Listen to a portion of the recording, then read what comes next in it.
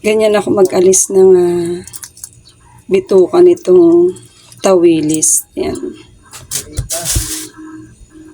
Pag inalis kong ganyan, diretso tanggal na lahat.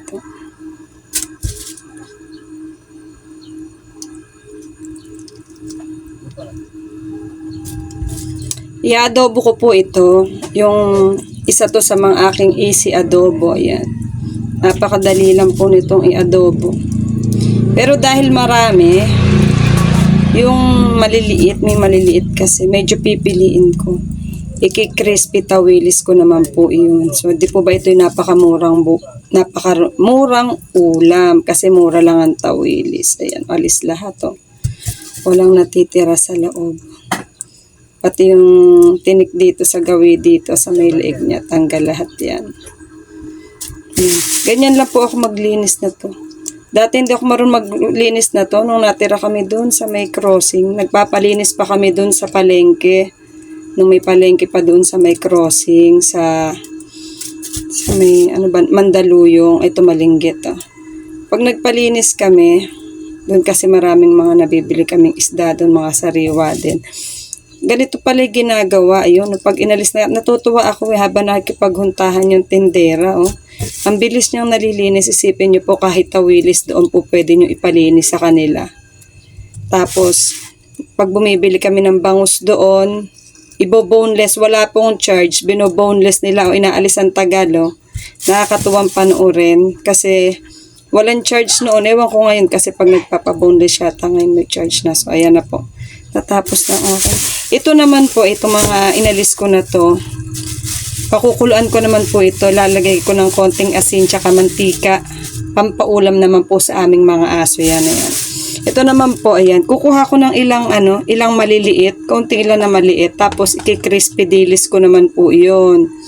O, di po ba, dalawang na yan. Dalawang ulam na yan. Crispy dilis, tsaka adobo. Ayan po, ayan po. Ewan ko kung magkano itong binili ni Jowa. Binili ito ni Jowa dun sa aming suki. Siyempre, mura-mura lang na pang ulam. Ayan po. Hugasan ko na to at mai-adobo na kaagad. Madali lang pong i-adobo yan. Pakikita ko po sa inyo. Yan, napaghiwalay ko na yung tigkaunti. Ito yung i-adobo ko. Ayun naman yung aking crispy tawilis.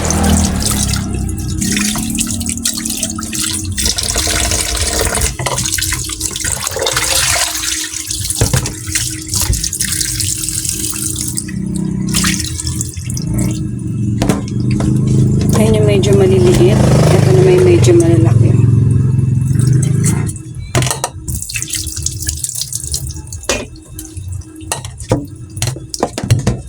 Madali lang yan. Ganito lang yan.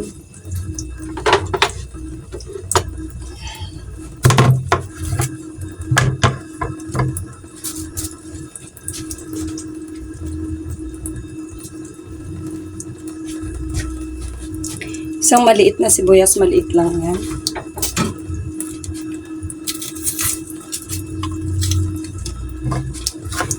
Hihiwain ko lang yan.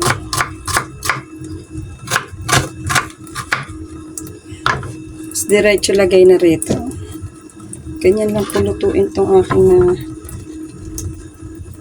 adobong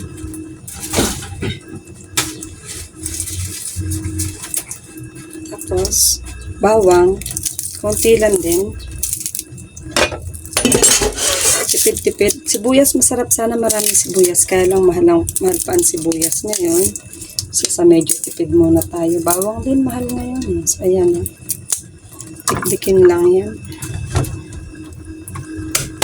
Kahit hindi na hiwa-hiwain, basta natikdik lang.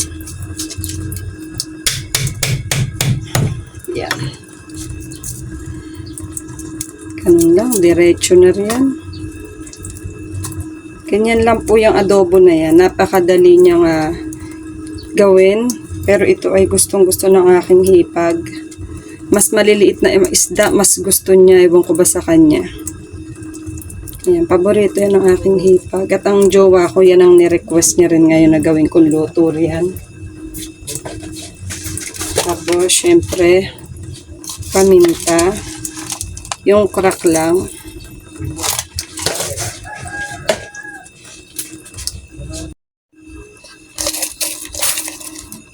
Laurel.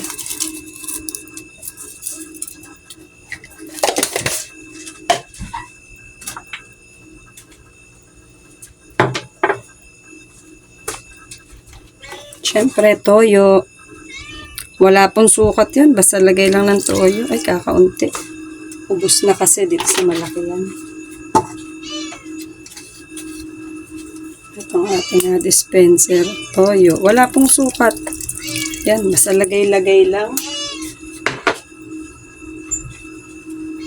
Siyempre, toyo at suka ang ating panlagay sa... Yan lang po. Yan na yung adobong tawilis. At kapag ito po ay isinalang, pag kumulo yan, saglit lang tapos madali lang lutuin yung adobong tawilis. Ito, pinirito. Itatabi ko pa po ito. Ito ilalagay ko pa to sa freezer.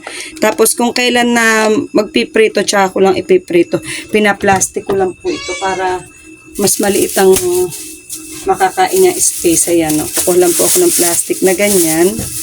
Ganyan lang po. Tapos pa-plastic ko na siya. Tapos meron akong space doon na lagayan ng, may container doon, lagayan ng mga isda. Puro mga isda ang laman nun. Nakalaman naman marami kaming klase ng isda. Ano. Nakalagay lang naman doon po ay galunggong. Ganyan lang. Yung pong meron ako dong malaking ganito, hindi po ganyan. Malaking container dun sa freezer, lagay ng mga isda. No, akala nyo po maraming iba-ibang isda, no? Karaniwan lang naman po dun ay galunggong, mga nakasupot-supot din na ganito. Galunggong, tsaka po sapsap.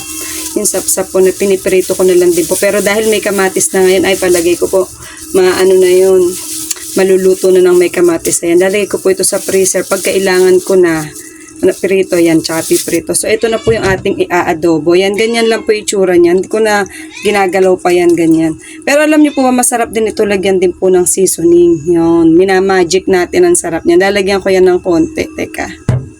Malagyan ng kaunting seasoning. Pampasarap din po yun. Ayan, ang laki po ng aking magic. Yan. Pero konti lang lalagay. Para lumilamnam yan. Konti lang. Hindi na naisasalin to dun sa lalagyan eh. May lalagyan ito ditong mga man akong lalagyan yan. Pero iniipit ko na lang. Ito, ewan ko ba tinamad na ako magsalin dun sa aking lagayan. So, ayan po. Pampalinamnam. So, ito na po ang aking i-adobo. Isasalang lang po yan. Alam niyo po ba, konting kulo lang na to, luto na agad. Pakita ko sa inyo. Ilang minuto lang po yan, luto na. So, ayan po. Ayan ang ating iluluto. Ayan, apoyan na lang. Tsaka takpan. Saglit lang po yan. Pag kumulo, konting kulo lang ulit. Tapos na yan. Ganyan lang po ang aking... Hintayin lang po. Saglit lang yan. Basta kumulo yan. Konting kulo lang. Hayaan lang. Luto na. Napakadali pong maluto niyang ating adobo na tawilis na yan. Saglit na saglit. Ito yung napakadaling lutuing ulam. Ang medyo matagal nga lang po dyan, yung pag-aalis lang ng bituka. Pero, nata nyo naman po, tanggal lahat. So, walang problema. Alam nyo po yung nilagay kong toyo at suka dyan.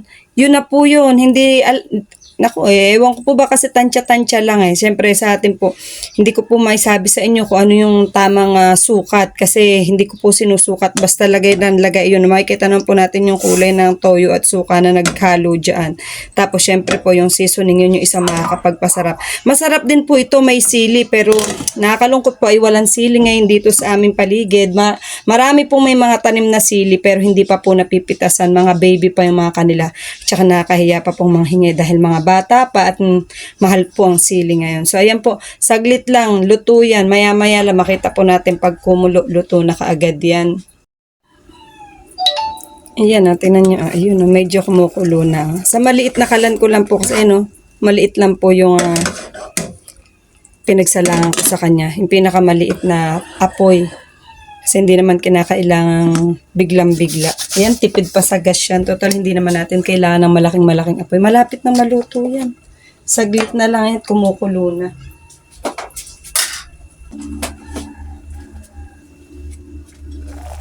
Ayan, makikita naman po natin kung luto na yung isda. So, dahil mahina yung apoy, kung sa malakas na apoy po yan, luto na kaagad yan. Dahil mahina at maliit lang yung pinaglutuan nating apoy. Ayan, medyo hintay-hintay natin. Luto yan, saglit lang. Ganyan lang po lutuin. Di po ba? Isa po yan sa aking easy adobo kasi lagay na lahat. Ayan, lagay na lahat. Ayun, tapos hintay na lang natin siyang maluto. Tapos masarap po nito. Pag talagang masarap kasi talaga yan, yung pagkaluto at saka kakain. Ay, masarap po yan yung pagkaluto tsaka kain. Tapos maghihiwa po ako ng kamatis. Yan po ang katerno niyan, kamatis.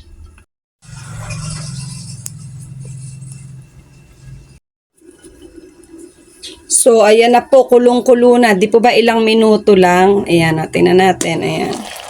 Ayan na po, luto na yan at pwede nang kumain. Ayan po ang aming ulam ngayon. Ang napakasarap na adobong tawilis. Ayan po, oh. Maraming salamat po sa mga laging nanonood sa amin. Sa hindi pa po nakasubscribe, please mag-subscribe na po kayo. Ayan po. Subscribe, like, and share. At saka pakipindot na rin po yung aming notification bell para lagi po kayong updated sa aking mga ina-upload na bagong mga video. Ayan po. Maraming salamat po sa mga laging nanonood. Yan po ang aking easy adobong tawilis. Di po ba napakadali lang? Pagkulo, luto agad. Ayan po. Maraming salamat po. Ganyan na lang po ang aming video.